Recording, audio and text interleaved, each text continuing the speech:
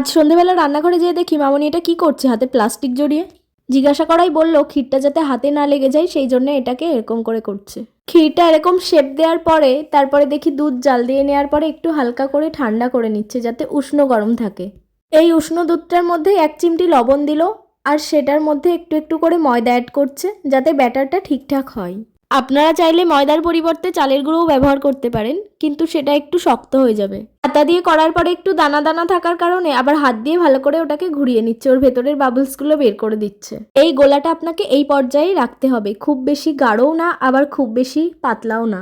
এখানে একটা হাঁড়িতে জল নিয়ে তার মধ্যে একটু চিনি দিয়ে চিনির রস বানিয়ে নিচ্ছে। প্রথমেই আপনাদের দেখিয়েছিলাম যে ক্ষীরের বড়াগুলো তৈরি করেছিল, সেগুলো এখন এর মধ্যে দিয়ে দিল। একটা কড়ার মধ্যে বেশ খানিকটা সাদা তেল গরম করে নিয়েছে আর সেই তেলের মধ্যে এভাবে ওগুলোকে ছেড়ে দিচ্ছে। এবার এক পাশ ভাজা হয়ে যাওয়ার পরে উল্টে আরেক পাশ ভাজতে দিয়ে দিল। দুটো সাইডই ভালো করে ভেজে নেওয়ার পরে এবার ওখান থেকে তুলে নিল। এটা সবগুলো এভাবে ভেজে নেওয়ার পরে এভাবে তুলে একটু হাত দিয়ে ছাড়িয়ে চিনির রসের মধ্যে ভিজতে দিয়ে দেবে সারা রাতের জন্য। আমরা এই পিঠেটাকে বকুল পিঠে বলি, তবে আপনারা কি বলেন সেটা কমেন্টে জানাবেন। আসুন এখন রিভিউ জানা যাক।